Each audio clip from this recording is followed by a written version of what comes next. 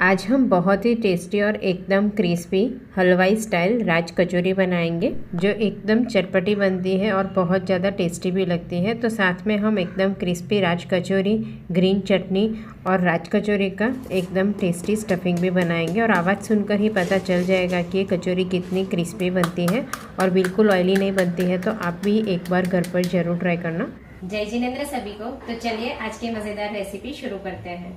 सबसे पहले हम एकदम क्रिस्पी राज कचौरी बनाने के लिए आटा लगाएंगे। तो यहाँ मैंने 1 कप मैदा लिया है और साथ में 1/3 कप सूजी ली है।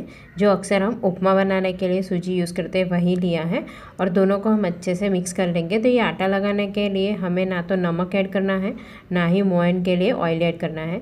सिर्फ हम पानी ऐड करेंगे और आटा लगाएंगे। तो ये आटा हमें मीडियम सॉफ्ट आटा लगाकर तैयार करना है, न ज़्यादा कड़क न ज़्यादा नरम।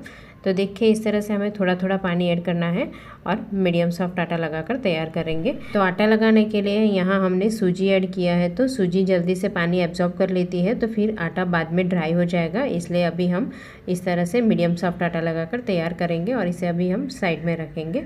और दूसरा हम आधा कप बेसन ले लेंगे, चुटकी भर हल्दी पाउडर और 1/8 टीस्पून बेकिंग सोडा ऐड करेंगे और अच्छे से मिक्स कर लेंगे। तो ये आटे में भी आप चाहो तो थोड़ा सा नमक और लाल मिर्च पाउडर भी ऐड कर सकते हो। मैंने यहाँ मसाले में कुछ ऐड नहीं किया है। अब थोड़ा थोड़ा पानी ऐड करेंगे। इसमें हमें बहुत ज़्यादा पानी ऐड नहीं करना है, 1 से 2 टेबलस्पून पानी ही ऐड करेंगे और इस तरीके से हम ये भी आटा हल्का कड़क लगाकर तैयार करेंगे। तो देखिए यहाँ बेसन है तो हाथ में काफ़ी चिपकता है, तो आप इस तरह से चम्मच से सारा बेसन ले लेंगे और ये दोनों आटे को हम एक दूसरी प्लेट में रख के फिर आटे को हम ढक कर 10 से 15 मिनट के लिए रेस्ट के लिए रखेंगे। और 10 से 15 मिनट के बाद हम बेसन के आटे को हम साइड में कर लेंगे और ये जो हमने मैदा और सूजी को हमने मिक्स करके आटा लगाया था वो आटे को हम अच्छे से मसल कर चिकना कर लेंगे। तो जैसे जैसे मसलेंगे वैसे आटा एकदम स्मूथ हो जाएगा। अब आटा स्मूथ हो जाने के बाद इसमें से हम मीडियम साइज़ की लोई बनाकर तैयार करेंगे। तो जैसे हम नॉर्मल पूरी की लोई बनाते हैं वैसे ही लोई बनाकर तैयार करना है। तो इतने आटे में से हम 15 से 16 कचौरी बना सकते हैं। तो देखिए ये लोई बना ली है। अब हम बेसन के आटे में से हम छोटी छोटी लोई बनाकर तैयार करेंगे। तो जैसे हमने मैदा और सूजी की लोई बनाई है वैसे ही हमें ये बेसन के आटे के भी इस तरह से छोटी छोटी लोई बनाकर तैयार करना है, क्योंकि ये बेसन के आटे की जो लोई है उसे हमें स्टफिंग करना है। तो इस तरीके से हमें थोड़ी छोटी साइज़ की लोई बनानी है। अब लोई को भी हम इस तरह से ऊपर से स्मूथ कर लेंगे। तो देखिए ये दोनों लोई बनकर तैयार है। अब हमने जो सूजी और मैदा का आटे की लोई बनाई थी उसे हम हाथ से स्प्रेड कर लेंगे और बेसन के आटे की लोई है उसे हम बीच में स्टफिंग करके अच्छे से कवर कर लेंगे। यानी ऊपर हम एक भी क्रैक्स नहीं रखेंगे और बीच में हम हल्का हल्का प्रेस करके बेसन के आटे की लोई को हमें अच्छे से बीच में स्प्रेड कर लेना है। तो इसी तरह हमें सारी लोई बनाकर तैयार करनी है। तो देखिए इस तरह से हमें बिल्कुल क्रैक नहीं रखना है और सारी लोई बनाकर तैयार कर लेंगे।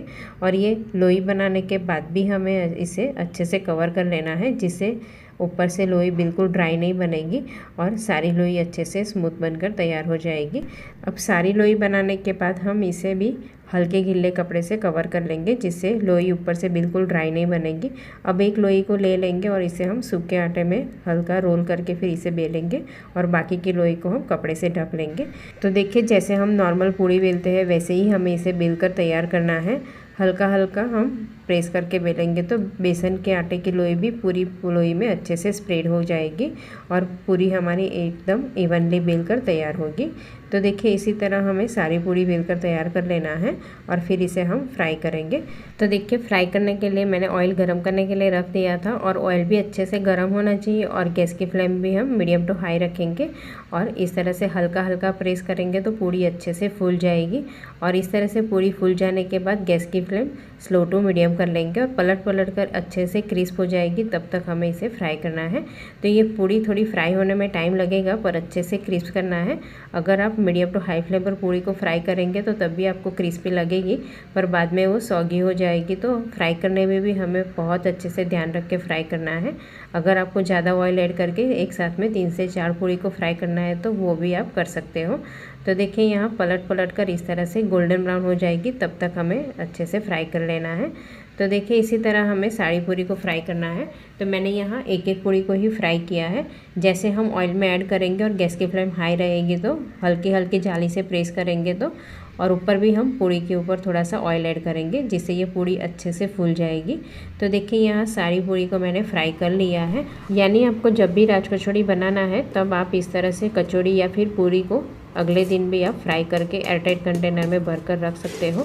एकदम क्रिस्पी रहेगी और आवाज़ सुनकर ही पता चल जाता है कि ये कचौड़ी कितनी क्रिस्पी बनी है। तो ये कचौड़ी बनाने में सिर्फ आपको एक दो चीज़ का ध्यान रखना है कि बेसन के आटे को और सूजी और मैदे के आटे को दोनों को हमें बहुत ज़्यादा नरम नहीं लगाना है और स्लो टू मीडियम फ्लेम पर फ्राई करेंगे तो अच्छे से क्रिस्पी बनेगी। अब हम कचौड़ी के लिए ग्रीन चटनी बनाएंगे। तो 3 से 4 कम स्पाइसी वाली मिर्ची, 1 स्पाइसी मिर्ची, थोड़े से पुदीने के पत्ते, करी पत्ता, हरा धनिया, नमक, काला नमक और साथ में चुटकी भर हींग ऐड करेंगे और 1/4 टीस्पून जीरा और नींबू का रस ऐड कर लेंगे और इसे हम बिना पानी एक बार ग्राइंड कर लेंगे। और ग्राइंड करने के बाद सिर्फ 1 से 2 चम्मच पानी ऐड करेंगे और वापस एक बार ग्राइंड कर लेंगे। अब हम कचौड़ी का स्टफिंग बनाएंगे। तो यहाँ मैंने काबुली चना को बॉईल कर लिया था तो वो थोड़ा सा ले लेंगे। देसी वाले चना भी ऐड करेंगे और कच्चे केले को बॉईल करके फिर इसे भी हम कट करके ऐड करेंगे और थोड़े से बॉईल किए हुए मूंग भी ऐड करेंगे। बारीक कटा हुआ टमाटर, बारीक कटी हुई ककड़ी ऐड करेंगे। तो स्टफिंग तो आप अपने हिसाब से इसमें से कुछ कम करना हो तो आप कम भी कर सकते हो। बारीक कटी हुई हरी मिर्ची, थोड़ा सा नमक, काला नमक, जीरा पाउडर और थोड़ा सा लाल मिर्च पाउडर, चाट मसाला पाउडर और बारीक कटा हुआ हरा धनिया ऐड करेंगे और थोड़ा सा नींबू का रस निचोड़ देंगे और सारी चीज़ हम अच्छे से चम्मच से मिक्स कर लेंगे। तो देखिए ये स्टफिंग बनकर तैयार है और बहुत ज़्यादा टेस्टी और चटपटा लगता है। इसे आप चाहो तो ऐसे भी खा सकते हो। अब राज कचौरी चाट बनाने के लिए ग्रीन चटनी, मीठी चटनी, बारीक सेव और अनारदाना लिया है और यहाँ मैंने गरम करके दही लिया है और इसे मैंने अच्छे से फेंट लिया है। आप चाहो तो ये दही को मीठा भी कर सकते हो, मैंने दही मीठा नहीं किया है। अब राज कचौरी को असेंबल करने के लिए कचौरी को हम इस तरह से बीच में से तोड़ लेंगे और इसमें हमने जो स्टफिंग बनाया था वो आपको जितना चाहिए उस हिसाब से आप ऐड करेंगे। तो यहाँ मैंने 1.5 से 2 टेबलस्पून स्टफिंग ऐड कर लिया है।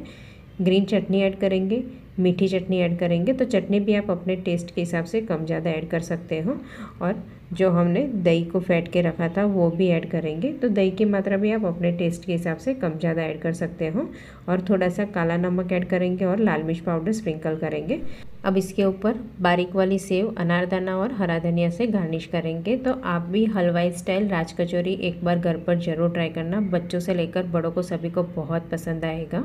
अगर आपको मेरी रेसिपी अच्छी लग रही है तो लाइक कीजिए, सब्सक्राइब कीजिए और आपके फ्रेंड्स और फैमिली के साथ शेयर कीजिए।